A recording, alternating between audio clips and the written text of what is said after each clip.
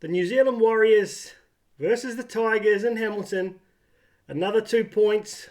Another one we wanted to win big, but we had to grind it out. Well done to the Tigers. They came to play, but we managed to get it done. 5 from 5, baby. The Warriors keep rolling. Let's see how this one played out.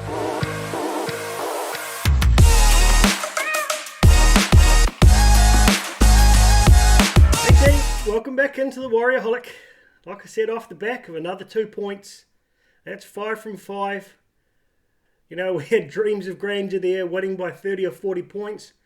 I don't think we really respected how well the Tigers have come along in the past few weeks. I'm for one. You know, I watched their games in recent times and I thought, you know, while they were plucky, they didn't seem to have a huge amount in attack. But damn, didn't their spine really click on the weekend? Api Coruscant proved that he's, for me, probably the best overall hooker in the competition at the moment. His ruck manipulation was absolutely outstanding. 50-odd tackles on defence there.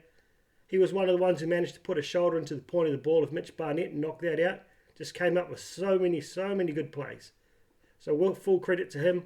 I thought Luke Brooks kicked really well. The height and depth on his bombs made it really easy for Buller to get up there and compete. Put a bit of pressure on young Tuaupiki. Dane Lowry, man, they've missed him all season. Absolutely playing out of his skin there at 6. His ability to drift across the ruck, find that hole, gas it through it.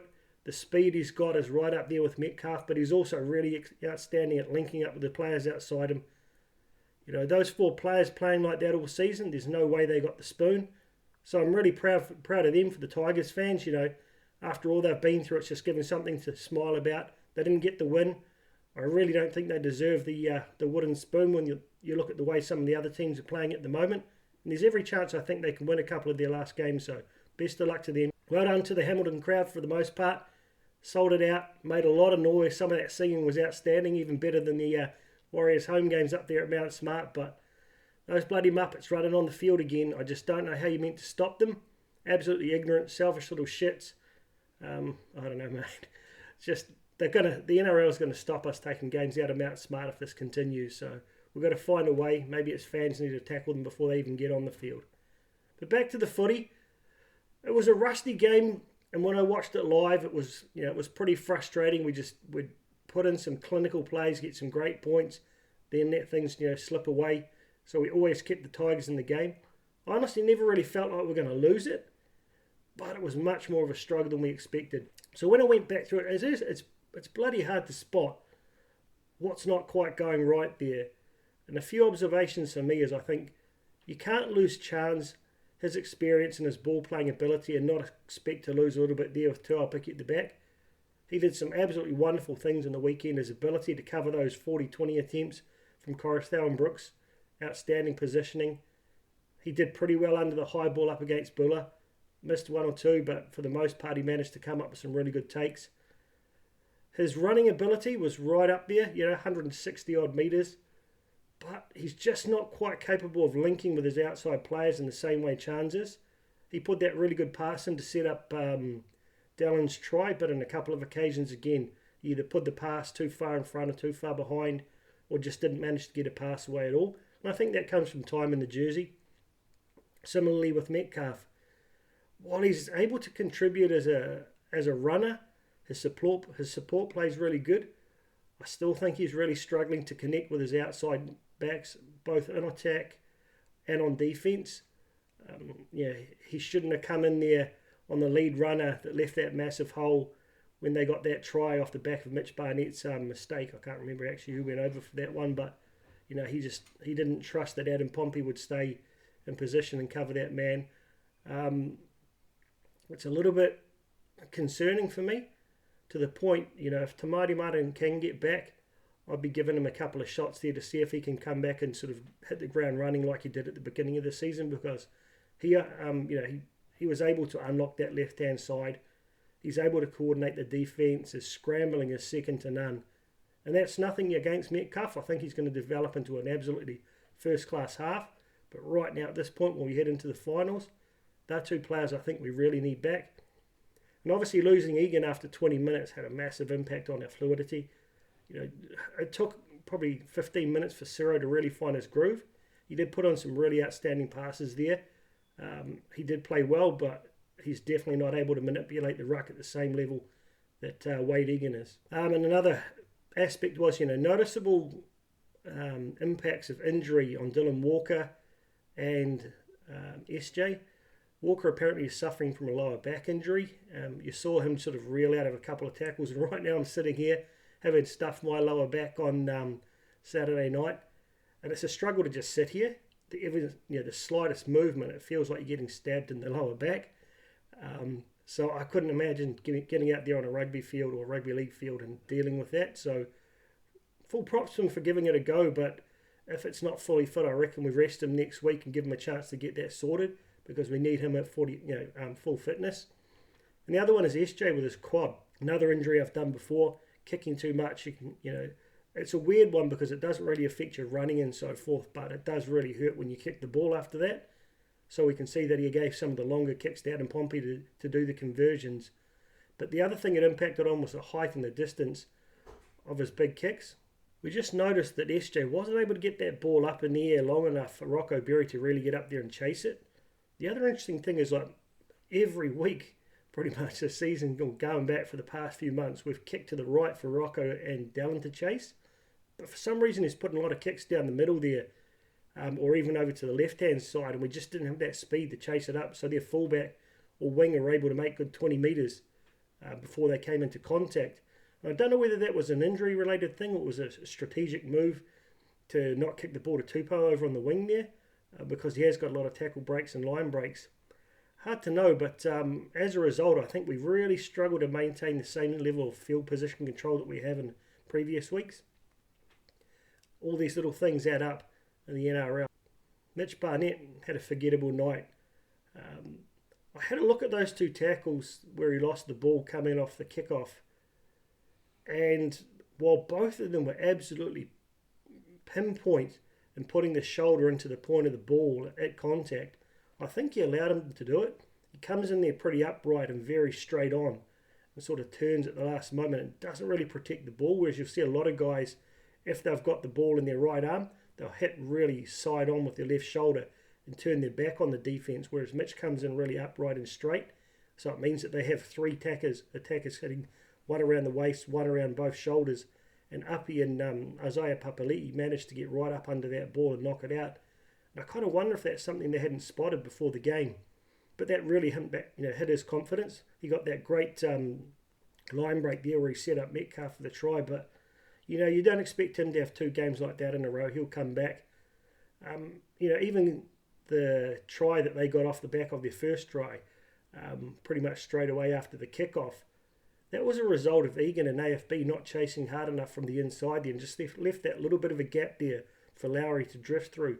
Things like that we haven't seen in recent times, so I wonder if the fatigue factor is starting to catch up with their legs. So as much as it sucked for Egan to go off after that throat injury, it gives him a little bit of a break there. He might get next week off, get him refreshed.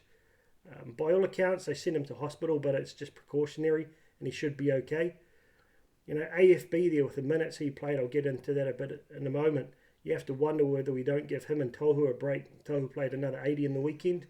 Fatigue will start to catch up, particularly as a team who's not used to being this successful, being this competitive for so long. The mental pressure and the physical pressure on the body, I thought would be a lot more fresh than this with the injuries we've had. So you've got guys like Barnett who haven't played a huge amount of footy, but who knows? Listen to Webby's press conference after the game. He seems to think it's all just a mental focus thing. He said we're just not staying focused for long enough in the most vital points, drifting a little bit out there, and he thinks it's something that we don't actually, it's not a factor of training. It's just getting that mental switch to flick. Whether that's just a deflection, I'm not sure. Whether he's struggling to come up with the answers, I don't know. That said, even with things not going as they could, we're still grinding out those wins. One more win and we pretty much secure top 4. I'm just praying that one of these games we really manage to turn it on, get the boys' mind back in it, and start playing some real clinical footy. Manly's going to be a real tough one for me. It's no certain win. Daly Cherry Evans is one of the best disruptors in the game. He knows how to mess up a team's flow. He knows how to exploit teams' weaknesses. We saw them go wide really, really quickly against the Panthers last weekend after seeing our guys get disrupted and, get those back-to-back tries put on us, you know that they're going to be trying to do the same thing. It's going to be a tough game, but once we get through that, I'm really hopeful we can put a number on the Dragons and hopefully put a clinic on against the Dolphins to finish things off. But all in all, you know, you can tell I'm a little bit down on energy. Having this back issue doesn't help, but just, you know, a little bit deflating. I was hoping that this would have been our turnaround week, but we got it done. All right, let's take a bit of a look at the stats and how things played out in the game. So, score-wise, 30-22, 5 tries to us to their 4. 4 conversions out of a 5 with a mix between SJ and Pompey there, and 3 out of 4 for Coruscant kicking. It's interesting to see him kicking there. He doesn't really look like he's a renowned kicker, but he does kick really, really well for the conversions there. Possession 44-56. So I think we did a better job this week of getting those repeat sets, not going too early there. You know, the errors were coming not necessarily set after set, so we were able to build some pressure, so we were able to you know, maintain possession there. Time in possession 22 minutes versus 28, which probably reflects the score. Completion rate 76, 36 out of 47. That's still 11 uncompleted sets for us. It's just not good enough. We've got to get that up into the high 80s if we've got to compete against the likes of the Storm, the Rabbitohs, the Panthers in Brisbane. Similar for them as well, though they had 10 incomplete sets. So what more can you say? Attack wise there, all runs, we had another 50 runs, which is a reflection of our possession. Ran for another 500 metres there, another 150 post contact metres led there by Addin Fonua-Blake, who is now leading the NRL in post contact metres. He's got ahead of Payne Haas there. Tackle breaks 39 for us. Line breaks 6-5, quite similar. Average distance per set pretty much the same. Kick return meters very similar. Kicking meters there 544 for them, 437 for us. This is the first time I can recall us in recent times losing the kicking duel. Like I said, I don't think SJ is able to put 100% into those. Now the kicks from about his own 40, which he's normally able to get those to land well into the opposition 20 with enough height that Berry's pretty much arriving there at the time of the ball, so he can just put the guy straight on his butt with no kick return meters. But we saw on the weekend they were getting 20 or 30 meters at times before our kick was being our kick chase was getting there. 4 dropouts, another one there for SJ. Kick defusal 60% was pretty rugged from us. We saw Buller get up and disrupt that, but he's done that to a lot of teams he's come up against. Offloads 8 for them, 4 for us, but I think they were needing to be a little bit more frantic there. I kind of like we're respecting the ball, but sometimes I wish, you've seen probably 4 or 5 times both Jackson Ford and AFB were in a position to offload, but they played the percentage play. Sometimes I think when it's on, because that's when you can start to get a flow on. But I guess that's a team strategy at the moment, really respecting the ball. Defensive wise, 88% tackle efficiency for them, 85 for us. We did see quite a few missed tackles there from us in the weekend. Tackles made though 360 versus 270. That's a lot of extra tackles to make, so that shows that we're able to put the pressure on, get repeat sets. Missed tackles 39 for them, 33 for us. We're normally around the 28 mark, I think, is our average, which is actually one of the top 3 in the comp, so not too bad there. But the ineffective tackles there, the 14, was a bit of a concern there. People getting bumped off. Errors 10, up in the double figures again. We've got to get that down to around 6 or 7 max, but 15 for them is a lot. I actually didn't realise that they had that many. Penalties conceded 11 for them, 5 for us. I heard them having a bit of a whinge about the reffing. I guess we got a couple of calls, but they could have easily had a guy put in the bin after those constant infringements on our line there.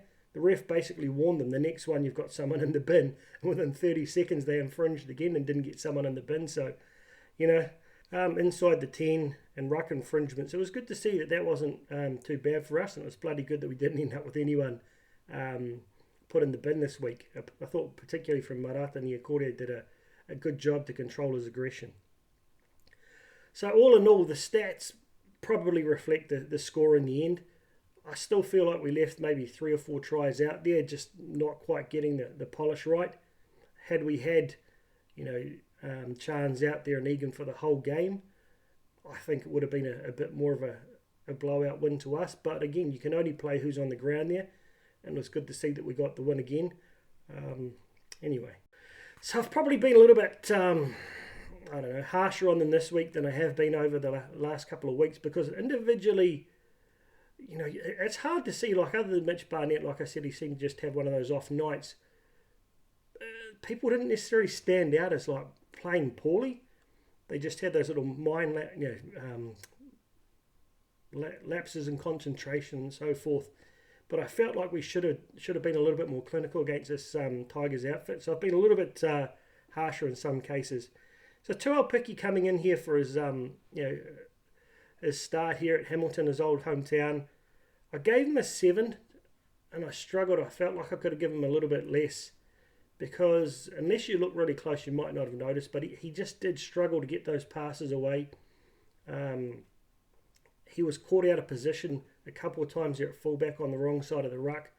The try that resulted from Metcalf committing to the dummy runner there. Tame was right over on the other side of the field, so it should have been a little bit more central there, and was sort of just jogging across as the play unfolded. So if that was Chance, I think he would have been a bit more urgent and may have covered that hole. But overall, a very solid game from a young man. I think will only get better. I love the fact that he's really, he's lightning quick and got a great step around the ruck. We showed that's a bit of point of difference, whereas Chance tends to, he'll just smash it up there and use his fitness and his power to go through the middle, whereas Tane's a little bit more agile on his feet and can step at the last minute. 148 metres is pretty good for the young fella there, with 35 post contact, which I saw a comment there for a small fullback. He falls forward, and you look at it like we've had slighter fullbacks in the past, like Tompkins would just get smashed all the time. So for a small guy, he definitely holds his own physically there. Tackle breaks 3, line breaks 1, try assist 1. So overall, it's a solid performance. But like I said, I definitely think we missed those 2 or 3 hit-ups in a row from Chance. We missed his ball-playing ability that he really started to develop in the last sort of 6 weeks there.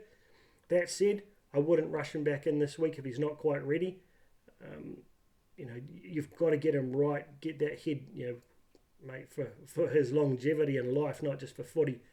But also, we don't want to be forcing him, because, Tuapaki does hold his own relatively well.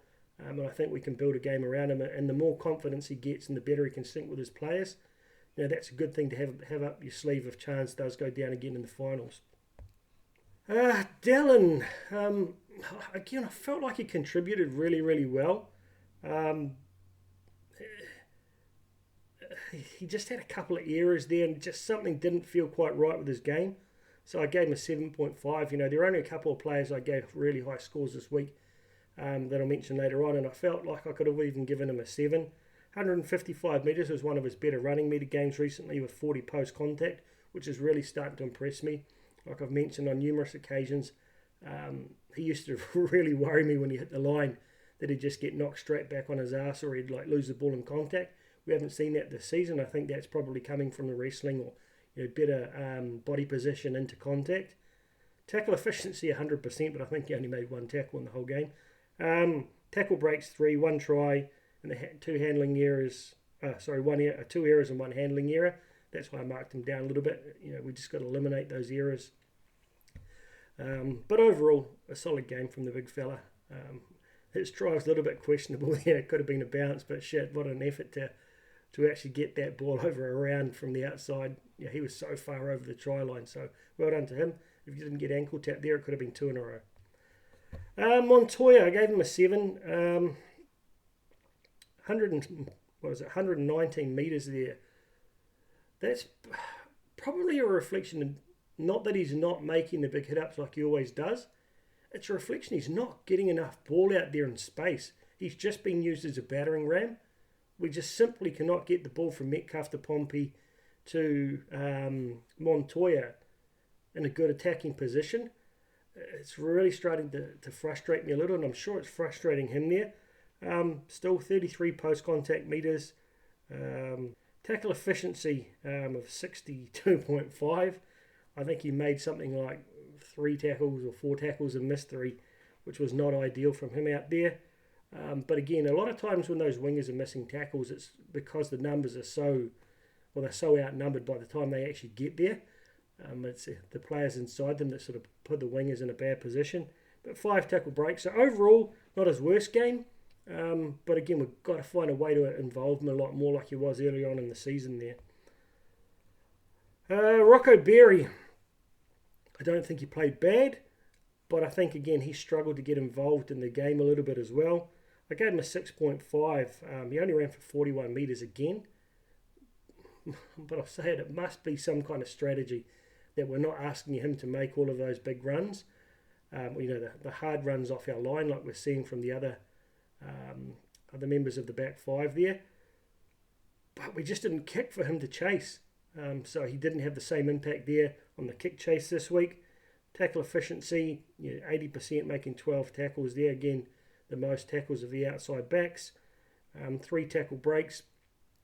Didn't do a lot wrong, but I just didn't feel like he got involved in the game as much as he has over the past few weeks. So, we will bag him for his lack of involvement, but we don't know what he's been asked to do, so I think we need to temper our frustrations there a little bit with him, but hopefully he has a little bit more involvement, hopefully kick a little bit better for him, hopefully get a bit more of that ball sinking on our right side. We didn't seem to get many of those double runner at the 3 defender plays going very well on the right hand side there like we normally do. Probably a result of them really running up and putting a lot of pressure on SJ.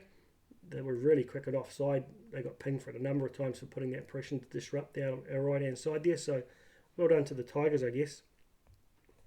Addin Fonua-Blake gave a 7. I thought he played as solidly as he could when he's not really getting the ball in the right position from Metcalf there. I gave him a 7, up over 100 metres again, which is really good. That must be about 2 or 3 games in a row there now with 105. I feel like he's definitely hitting the ball harder, hitting the line harder, I should say. He's accelerating into contact, but he's also using that late step to sort of put them off. So I feel like that side of it's really good. 61.4% with 3 missed tackles again. I put a lot of that back onto Metcalf struggling to really get that positioning right with their defence, rather than necessarily just being a tackling deficiency or a positioning deficiency on Pompey.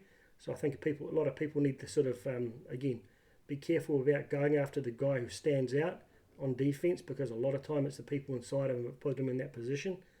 Tackle breaks 2, line breaks 1, and good to see him get a try there. I think he's gone close a couple of times, but a lot of time that ball's just going behind him and he's not really able to hit it. Right at full speed there when we're in their red zone. And so many times he's just been caught short, so really proud of him to get over that line there, and some good kicking there as a good backup for SJ. I saw a bit of a rumour that some people reckon that might be a sign that Tamati Martin may be coming back in, because up until now it's been Metcalf being the backup kicker. But if he drops out, we know that Tamati Martin's not a kicker, so maybe a sign that we're just testing Addin there as a potential backup kicker should anything happen to SJ in the finals. Who knows? Conspiracy theories are rife. On Metcalf, look, I gave him 6.5. He ran for 130 metres. This week he got his timing so much better with that break that we saw last week. He overran the Dylan Walker one. This week he clearly decelerated there to make sure he stayed behind Mitch Barnett, when Mitch Barnett got that line break, and then just accelerated away, so that was much better. I feel like he ran with more confidence. He hit some really good holes, but he's just not able to link and put people away, and that's something we really need from a 5'8". We've got to improve that passing game. We've got to improve that the sync with the players inside and outside him. Tackle efficiency 76 with 3 missed. 6 tackle breaks in the try. It could have been 2 there, but he was clearly offside. It's a shame. He didn't quite get back behind the ruck there. But again, he's playing well, but I I think I'd be more confident at this time of year with Tamati Martin, because you're just losing one side of the field on attack there with him not being able to sink. We saw that try to Pompey came from SJ drifting over to the left-hand side there, trying to create. They want to bag the young man. I think he's got a huge future, but if we can find a way to sneak Tamati Martin in, if he is up to full fitness there and he has been able to train well and can start with a bang like he did from the first trial, I'll be looking to ease him in over the next couple of weeks. SJ, he played well. Look, playing with that injury, playing on a team that was sort of, the key players around him were disrupted. But it wasn't his best game. I think his kicking game suffered either from the pressure being put on him. I'm not sure. Like he put a lot of kicks onto the ground, which I don't dislike, and he did mix it up there. But I just felt like he put those balls over the sideline or his deep kicks weren't quite high enough for people to contest. But what do we get? 2 for 2 kicks that he took there. Only the 59 running meters again. Pressure on him. They put a lot of people accelerating out of the line to put pressure on him there. Probably wasn't as confident on that leg as he could have been. 80% tackle efficiency with 12 tackles made was down. He's normally up around the 18 recently. 1 tackle break, 3 line break assists and 2 try assists. So it's bloody hard to be critical. If that was his game last year, I probably would have given him a 9 out of 10. But just at the clinical level he's been able to deliver of late, I thought, no, I'm gonna drop him down a little bit there and put a bit of pressure on him. Interesting to see last night there that he won the Rugby League Players Association picked by the Players Player of the Month in July. So best player in the month picked by his peers. So that's a really good reflection, and it's not just us fans who are talking him up in the media. His fellow players are recognising what he's been able to contribute over the past few months. I don't think he would have got full points by any strength as far as the Dally M's went, but I wouldn't be surprised if he still got 1 or 2 points there, with AFB likely have taken most of them. And on that note, Mr. Addin Fonua-Blake, ridiculous. Close to a 10 out of 10, but like I said, I just felt him and Egan didn't quite compete enough to get across and block that run that Lowry was able to make that line break between Addin Fonua-Blake and Ford there. So I couldn't quite give him a 10, but shit. 71 minutes, 27 runs, 270 metres, 80 post-contact metres, 93.1% tackle efficiency with 27 made, 6 tackle breaks, 1 line break and a try. He's now leading the NRL in post-contact metres. He's 3rd in overall metres behind Dylan Edwards and Brian To'o, a prop 3rd in total run metres when you've got these fullbacks who are making 30 metres a run sometimes before they meet the line. Absolutely outstanding from the big fella. We're biased. We think he's better, if not equal, to Payne Haas. I think they're both outstanding. You get 2 props, get Dally M's at the end of the year for the props of the year, so I fully expect it to be him and Payne Haas. I would have thought he would have gone close to getting 6 points for our best player for the Dally M's in the weekend. So he'll be right up there in the overall picture, I think. But, mate, what more could you expect? He's our highest paid player by, if you go by what the media reports. And I think people say you shouldn't play a prop $1 million because they don't win your games. He didn't play in the weekend, we didn't win. If he hasn't been there for the past 5 weeks, I don't think we win all 5 of those games. We'll be lucky to come out with 2. He's doing the work of 2 men, so I couldn't ask more from the big fella. Bit of an ankle twinge there at the end. Generally, you can see with an ankle, if it's really that bad, you can't stand on it. When you can stand on it and kind of hobble it off like he does, it'll feel a little bit loose, but the way these guys are able to play with their mental strength, that'll be strapped up. He'll be ready to go again for the weekend. We really need him with old Toff Shipley playing really, really well for Manly there at the moment in their middle.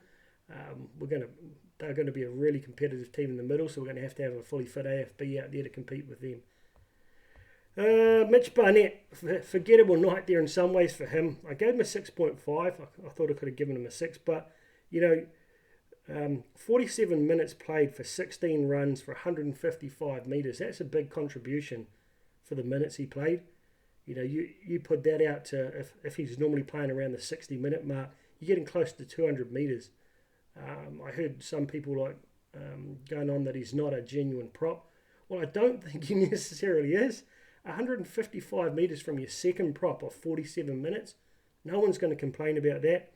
Only the 30 post-contact metres, but a tackle efficiency there, 87 with 27 tackle made. So he's got a big work rate. 1 line break there, 1 try assist.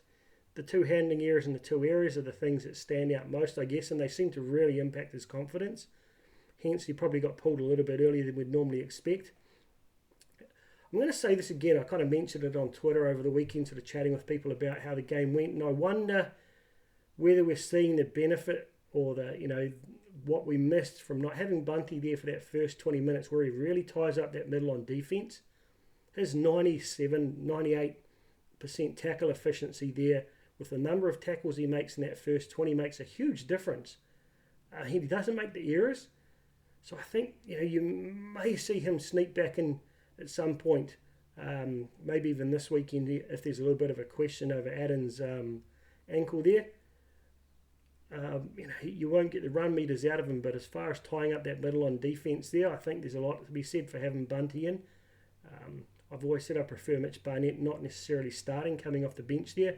So Dylan Walker, if he's still struggling with that back, we could see quite a different bench this weekend. I thought we'll get onto that a bit in a moment when I talk about Ciro, but I think we sort of saw the risk of having him cover hooker there with some Egan going down so early in the game. But again, I don't think you'll see 2 games like that from Mitch Barnett. He's too much of a professional. He's been up there in the highest, the best performers in most of the games he's played this season, so I expect him to come out firing and have a big one next week. Like I mentioned, I'd just like to see him work on that running technique when he's doing those runs off the kickoffs, just to make sure he's not so front on there. Turn it and get that ball behind him and get that lead shoulder right out, taking that impact and not allowing that second runner to get the old shoulder onto the point of the ball, because if that happens, no one's holding on to that. They were perfectly timed hits from Uppy and Papali'i, so I don't put it all onto Mitch Barnett. Waggy, I didn't give him a score, but he played 22 minutes and was playing well. But we saw there's a bit of a concern there where he kind of got bent over backwards. I can't remember if it was Clemmer ran over him and sort of took a minute to get up there, and I was worried we might have seen another concussion. But he was cleared of that, and he was cleared of any concussion after the game, after that shot to the throat. By all accounts, again, it's just precautionary.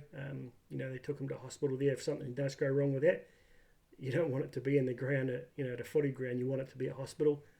No idea how he's pulled up. It'll probably come up, and Webby will do some interviews today, and we'll find out. But we'll see how that goes. If he's still a little bit dodgy, but he does play, I'll be looking to bring Lussick into the bench there.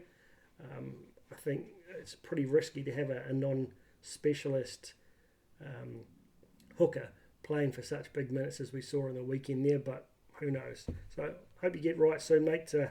We really need you fully fit for the run home there. Jackson Ford, I gave an 8.5. He had a couple of errors there, but I felt just overall his contribution for 80 minutes, 15 runs, 147 metres. That's one of his biggest running metres with 55 post-contact metres, 91%, not close to 92% tackle efficiency, 33 tackles again, 3 tackle breaks, 1 line break. Just a machine, continues to deliver more and more every week. I'm saying it again, find of the season for us. I doubt we're paying him a huge amount, but I think when it comes to renegotiating his contract, we're going to have to give him a bit of a bump up there to keep him, because he'll be a real target for other clubs here looking to strengthen up an edge. So another really, really solid game from him. Try and eliminate those couple of errors. I think, that strip. Sometimes it's just really difficult when you've got 2 players on someone and you're fighting to keep one player off and another guy just manages to get those both arms under the ball. And if there's one rule I'd love to see changed in the NRL, it's not be able to have the player drop off and strip. I think when you've got 3 or 4 men in the tackle, you're fighting so much to just keep hold of the ball and hold your feet. Then all of a sudden everyone jumps off and someone's allowed to rip it off. I don't think that's fair. But if it's a genuine one-on-one tackle where there's only been one person in the play right from the start, more than happy to have it in there because it adds a point of difference. But I just don't like that, having to someone drop off at the last minute, as it sounds like it's been called held, and then he gets that strip. Anyway, Manata Nia Kore, good effort from him to control that aggression in the weekend. No sin bins and the like. I gave him a 7.5. I felt he run really fast there. 52 minutes there, 14 runs for 130 metres, which is one of his biggest metre eating games, with 36 post contact. 85.7% tackle efficiency with 18 tackles there and 4 tackle breaks. It wasn't his most outstanding game of the season, but you just see that his running game is really something that we've looking to improve on. I think the runs where we're doing that, dropping him back under there on the line, we just weren't quite getting the timing right. One of the reasons I dropped him down to a 7.5 is that ball SJ put straight into his chest when he was standing with his arms by his side looking at SJ, not expecting the ball. I'm trying to think, I think it was Metcalf was out the back there, and I'm not sure who was on the right shoulder there as the lead runner. Had he been ready for that, there's every chance he probably scored a try, but the ball went straight into his chest. And there were just a couple of those that SJ was sort of, maybe 5 times in the weekend, that SJ passed a thin air or passed into someone's shoulder when they just weren't expecting it. I don't know what was causing that, but just for that reason there, I think, one was that, but as I was just starting to say there, we were cutting him back in just a little bit too far out from the try line, so it gave the defence that time to sort of close the gap. We really need them sort of right on their try line, the 2 or 3 metres out, that he hits the line in the same way. He probably goes over, but when you're hitting it from 10 out, the first guy can absorb the tackle, hold him up enough time for someone else to get behind him there. But anyway, keep it up, stay on the field, keep away from those penalties. Tohu Harris, 9 out of 10, 80 minutes. And at his age and his position, with the body strapped up the way, there's 80 minutes, man. 23 runs, 177 metres, 36 post contact. I think we hit him a few too many times as a one-off runner right on their try line there. He's not really the guy who's going to bash through tackles. It's great to see him get that try again when we put him through a hole, but I don't think he's the bash and crash guy. When you don't have a hole, you're trying to make a hole. But still, tackle efficiency there, 81.9, slightly down for him, but 36 tackles made. 1 line break, which he doesn't normally get, 1 tackle break, 1 line break assist in the try, so bulletproof performance there. The only reason I didn't give him 9.5 is I just wanted to give AFB that little bit of differentiation this week, that he was clearly our best player out there. Dylan Walker, 6.5 for me. He just struggled to have an impact. His timing was off, and you could just see him pulling up out of those tackles. That it wasn't really mentioned in the broadcast that I was watching on Fox here, but I heard it mentioned after the game about the lower back injury. And when I went back watched it again, a couple of times there, when he'd tackle, he'd play the ball, and the camera would kind of drift off and follow the ball, but you could see him in the background there in a really uncomfortable position, having to brace himself off his knees to stand up, which is what I'm having to do myself at the moment with this lower back injury. So, man, I hope that comes right. They do settle down quite quickly, but you've got to rest them. And it's not something you can really like. I mean, I take painkillers and they don't do anything for it. So I hope that comes right, because we really need him firing. So just the 36 metres for him. 10 out of 10 tackles is bloody good in the 1 tackle break with the 6 runs, but just not quite his best. But again, I think a genuine reason for that. Maybe we give him a week off this week to get that sorted. Bailey Siren, I gave a 7.5. And I think I gave him at least a half a point there for the fact he played big minutes in an unfamiliar position. It's a different kind of fitness you need to play hooker there. And he did put away some great passes there. This is why he's got the try assist there for the pass that put Tohu under. So he played well, but he just wasn't sinking that well in the first sort of 15 minutes or so, so I couldn't give him too high marks. 58 minutes, 28 metres running, tackle efficiency 87.5 there, 28 tackles. So that's where you see you've got to give him a bit of credit there. He would never normally make that many tackles. 1 line break assist and 1 try assist. Serviceable, but I wonder if I'd rather have Lussick there, that I think if you've got a fully fit Dylan Walker there, with guys like him, Jazz and Curran, if they're on your bench there, I think you can cover having a guy like Lassick on there who maybe doesn't even come on if Egan plays the whole game between them, because often we don't use all of our interchanges anyway, and we've got all of those guys are capable of big minutes.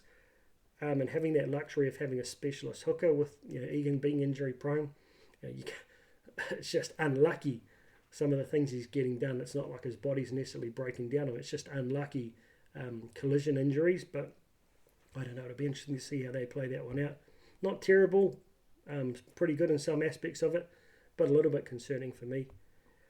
Josh Curran, I gave a 7. He played 28 minutes for 6 runs. I felt like he actually did more. 54 metres, 10 post-contact metres, tackle efficiency 87.7, 12 tackles and 1 tackle break. He accelerates really quickly. You saw him, he's really hungry for the ball, but probably a reflection, the ball just wasn't coming his way necessarily. Not huge minutes, but I do like the energy he brings on the field. I do like starting with Marata there and bring him on later in the game. Not too much to complain about, to be completely honest, but when you only play 28 minutes, couldn't give him much more than that. Jazz, 22 minutes there, 8 runs for 80 metres, 22 post-contact. So, he plays big minutes, and if he made 20 runs, he's getting 200 metres there.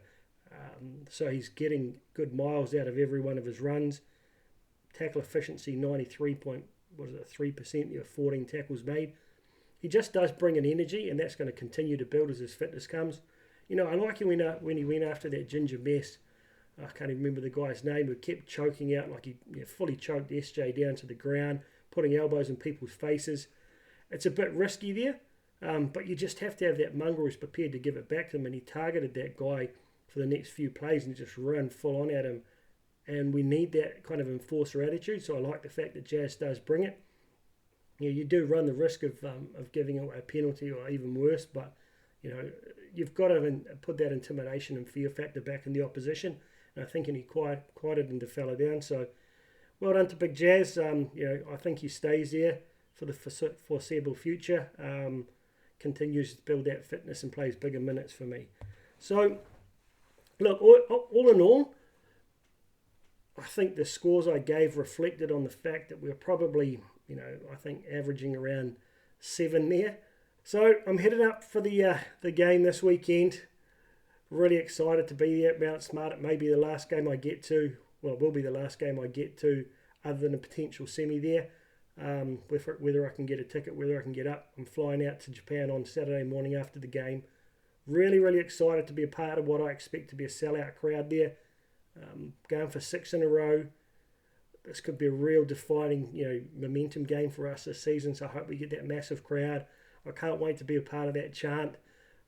I can't wait to run into a lot of you followers out there. So if anyone sees me charging around, the short fat boy with the bright blue jersey, I've got the Warriorholic plastered all over the back of it. Come up and say g'day. I'd love to meet you all. Hoping to catch up with a few of the creators up there. It's going to be a big night. Can't wait for it.